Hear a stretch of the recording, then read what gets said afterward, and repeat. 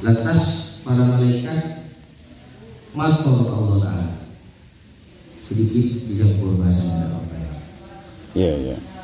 Lantas para malaikat matur Allah Ta'ala, ya Allah, apakah Engkau akan membuat makhluk yang akan merusak, yang akan menjadikan kerusakan di muka bumi? Di dalam tafsir ini bahwasanya jauh sebelum manusia itu ada, ini ada makhluk yang diciptakan terlebih dahulu oleh Allah Ta'ala yang menghuni bumi dan menyebabkan kerusakan, menyebabkan pertumpahan darah, saling bunuh. Akhirnya Allah Ta'ala dimusnahkan semua. Lantas ketika Allah Ta'ala ingin mengedepankan rencananya kepada malaikat itu menjadikan khalifah di muka bumi, yaitu manusia, sedikit dibantah oleh para malaikat. Ya Allah, apakah Engkau akan menjadikan makhluk yang akan menyebabkan kerusakan lagi? Akhirnya Allah Ta'ala jawab, qala inni a'lamu ma la ta'lamun. Allah Ta'ala menjawab, aku lebih tahu daripada apa yang tidak kau tahu. Para saudara-saudaraku, dari ayat tersebut maka ada beberapa hikmah yang dapat kita pahami, bahwasanya ketika kita melakukan dosa Allah Ta'ala, terutama dosa yang berhubungan dengan diri kita sendiri, maksiat Allah, mencuri, main judi, minum minuman keras, maka dosa tersebut hubungan kita kepada Allah Ta'ala, yang mana kita ketahui bersama bahwasanya Allah mempunyai sifat Al-Ghafurur Rahim, mempunyai sifat Maha Pengasih dan Maha Pengampun. Semua dosa-dosa manusia ketika dikumpulkan menjadi satu, sebesar apapun dosa manusia, mesti lebih besar pengampunan dari Allah. Jadi kata saya barusan, ketika kita melakukan dosa yang berkaitan dengan pribadi kita sendiri, maka cara minta maaf kepada Allah Ta'ala itu pada istighfar. Dengan catatan kita harus taubatan nasuha, tidak mengulangi perbuatan tersebut, maka Allah Ta'ala mengampuni. Akan tetapi ketika dosa tersebut sudah berkaitan dengan membuat kerusakan di muka bumi, maka dosa tersebut merupakan dosa yang sangat besar, yang mana jangankan sebelum manusia tersebut mati, di dunia orang tersebut diberi azab oleh Allah. Kerusakan seperti apa? Seperti apa saja? Termasuk menyebabkan kerusakan di muka bumi adalah mengadakan permusuhan kepada sesama manusia. Amoso itu dan amoso dan sesuai dengan panca dasar yang telah kita ketahui bersama di dalam ajaran PSHT, yaitu persaudaraan. Setelah sebenarnya ketika kita benar-benar mendalami ilmu atau wasiat-wasiat yang diberikan oleh pelatih-pelatih kita di dalam latihan kita di PSHT ini, sebenarnya saya menilai semua wasiat-wasiat tersebut tidak ada sedikit pun yang bertentangan dengan agama. Jadi semua wasiat-wasiat dan wasiat yang diberikan tersebut hanya berbahasa Jawa. Ketika kita tarik ke dalam bahasa syariat, maka syariat bahasa Arab, dan bahasa tersebut. Tapi pada intinya semuanya itu sama. Semua wasiat-wasiat yang ada di dalam PSHT itu 100% sama seperti hadis yang saya tahu. Maka kembali ke yang barusan, dalam panca dasar di dalam PSHT sepertama dalam persaudaraan itu sangat cocok sekali dengan ajaran kita selaku agama Islam. Karena apa? Kata saya barusan, ketika kita telah melangkahi persaudaraan tersebut, intinya pas kita mengadakan permusuhan dosa anjang diurut berhubungan dengan dosa yang sangat besar yang sulit diampuni oleh Allah. Bahkan sebelum manusia tersebut mati, itu ada ya. Bukti apa? Ketika orang tidak suka menjadi persaudaraan, punya saudara. Persaudaraan orang yang punya saudara. Ada yang kakak nggak bisa harus, tak ada tengah. Seperti itu. Bahkan ada suatu cerita. Sayyidina siapa nama itu? Sayyidina Khalid bin Walid di dalam suatu peperangan yang beliau hadiri. Di dalam hadis dikatakan tidak ada satu perang pun Sayyidina Khalid bin Walid merupakan panglima terbaik di dalam agama Islam. Bahkan Nabi sendiri pernah menubatkan tidak ada satu perang pun yang dihadiri oleh Sayyidina Khalid bin Walid kecuali oleh Islam menang. Jadi perang Siram Abi Saus menurut Khalid bin Walid tidak kedua menang. Suatu ketika Sayyidina Khalid bin Walid ini lagi kena perang, juga itu benar-benar orang kafir. Pedang orang kafir ini geger. Jadi pedangnya orang kafir ini sudah jatuh. Jadi istilahnya letak mati. Akhir ketika pedang itu jatuh, orang kafir ini sebelum ditebas oleh Sayyidina Khalid bin Walid, nyobain ngomong orang kafir itu, nyobain ngomong Sayyidina Khalid bin Walid. Akhirnya yang timbul di dalam Sayyidina Khalid bin Walid pada waktu itu emosi. Justru ketika Sayyidina Khalid bin Walid dadanya dipenuhi oleh emosi, sebor. Mau selesai tentang Sayyidina Khalid bin Walid sebor. Sebab apa? Sebab takutnya ketika Sayyidina Khalid bin Walid mati emosi sebagai dari benih mati karena Allah Taala. Bukan perang karena Allah Taala, akan tetapi perang karena emosi. Akhir apa? Ada emosi. Bisa sebor. Sayyidina Khalid bin Walid jawab, sebab sifat dia kuat kemaksiatan, emosi. Nah, justru dari kelembutan Sayyidina Khalid bin Walid tersebut, musuh sebagai ini langsung masuk Islam. Alhamdulillah, ketika kita, karena tidak ada orang yang berhak kita ajak sebagai orang yang tidak ada orang yang berhak kita jadikan musuh kecuali orang tersebut jika di dalam bahasa Islam kafir harbi, yaitu orang kafir yang mengajak perang kepada kita, orang kafir yang mengancam keadaan agama kita. Dan ini pun juga sangat cocok dengan ajaran yang kita ketahui bersama di desa, termasuk salah satu dari watak pendeta apa? Bertindak untuk hal prinsip, gimana? Mengalah untuk hal sendiri. Jadi ketika hal tersebut sudah berkaitan dengan agama, maju salah boleh takut. Tapi ketika hal tersebut hal sendiri terus kita besar-besarkan, bertahun-tahun kok kurban itu apa? Ternyata telusuri berbuat baik.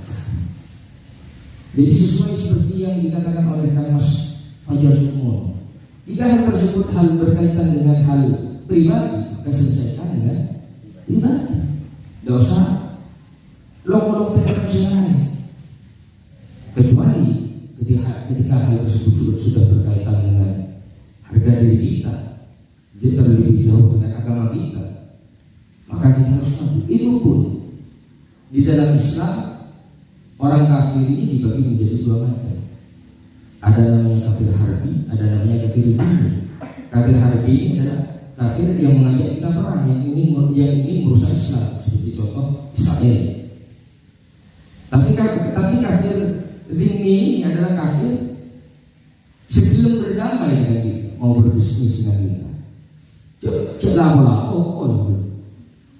yuku, ya. Bini agama Islam juga agama Kristen. Pamit kalian nomor pokok atau ketum polisi. Karena itu kafir harbi mau berdamai, bahkan hak-hak mereka dilindungi oleh Rasulullah. Ini kita tidak berbicara jauh kepada saudara kita sesama Muslim.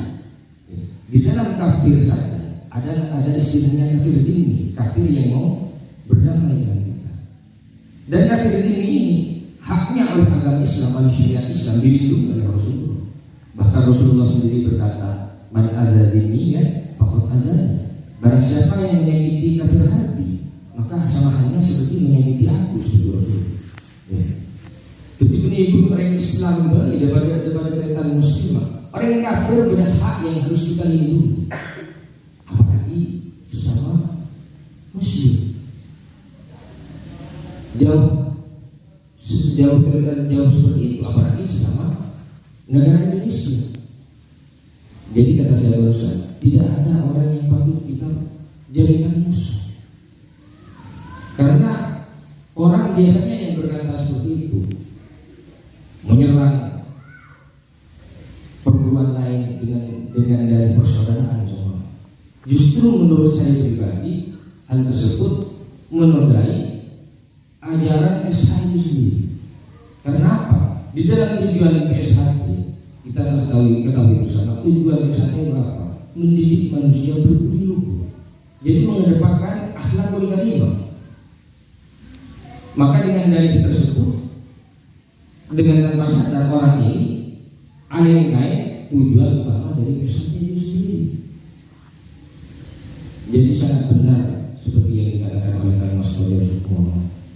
Jika hal tersebut berbeda dengan pribadi, maka harus diselesaikan secara pribadi. Maka di sinilah para adik-adikku sekalian, siswa hijau, saya sering mengatakan kepada siswa saya juga punya siswa ini berdosa. Kang Mas Samsul pernah hadir pertama kali pembukaan PSHI di Pondok Pesantren Ustaz dulu. Pada waktu itu siswa saya ini laki ini sekitar 140 orang. 140 orang. Hari Minggu ini insya Allah akan diadakan tes jambon di sana.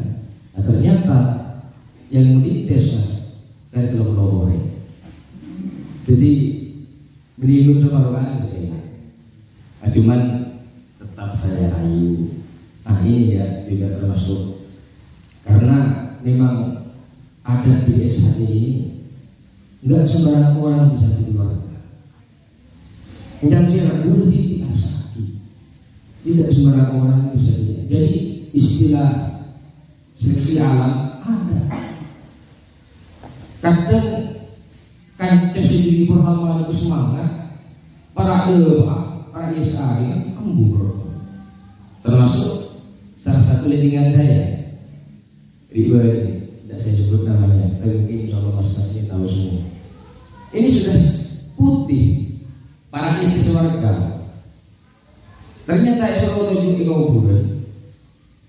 Ini tahu tidak cuma Mas Nasir. Buru takut. Akhirnya apa nih? Merodol. Tantangan insya Allah tujuh kuburan. Takut kan? Takut. Nah, jadi terjadi apa? Seleksi alam. Padahal kalau kita ketahui bersama, cowok bener Indonesia ini semua, cowok bener Indonesia mayoritas semua ini difabel. Apa difabel? Cacat, suster ngesot. Kalian mengira bagi suster ngesot, tak kira pun suster ngesot. Jadi suster ngesot bukan dengan suster sopan kalian berkah. Tak kira pun. Boleh yang sundel bolong. Difabel juga sundel bolong. Bukti belum. Mungkin kalian ketemu, kalian beri terdata, beritahu, beri bukti sebelum, kalau belum sana. Jadi semua orang Indonesia ini, kalau menurut saya, difabel lebih, jadi tidak perlu kita lakukan. Suster nih, pocong, kita pun pocong, tak kira pocong nggak tahu kalian.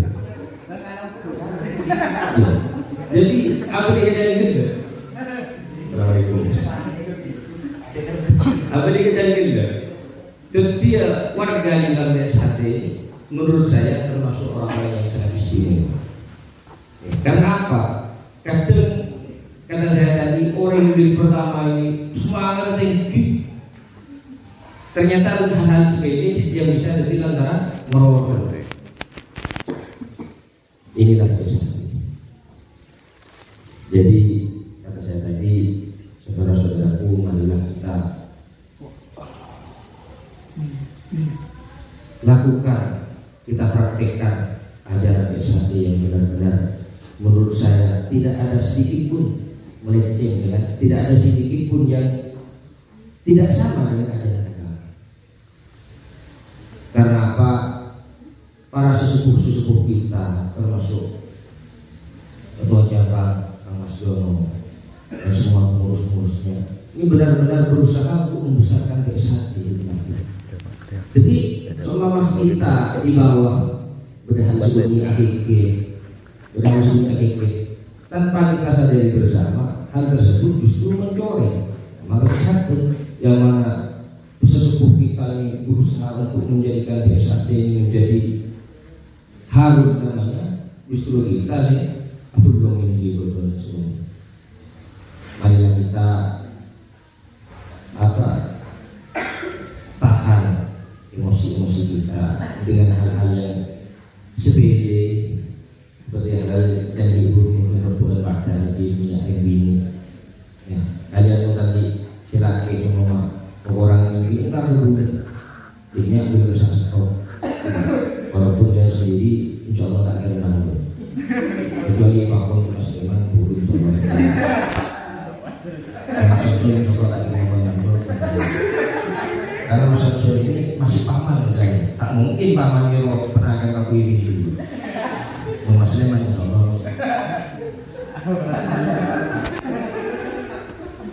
Seperti itu para saudara-saudaraku, mudah-mudahan apa yang disampaikan barusan bisa menjadi nasihat terutama bagi saya sendiri selaku berbicara dan juga kepada kita semua. Mudah-mudahan Allah menjadikan kita menjadi menjadi orang-orang yang ketika mendengar kata-kata yang baik, kata-kata yang bijak, maka kita akan atau kocak dengan kata-kata yang tersebut. Ihdinas siratal mustaqim. Wassalamualaikum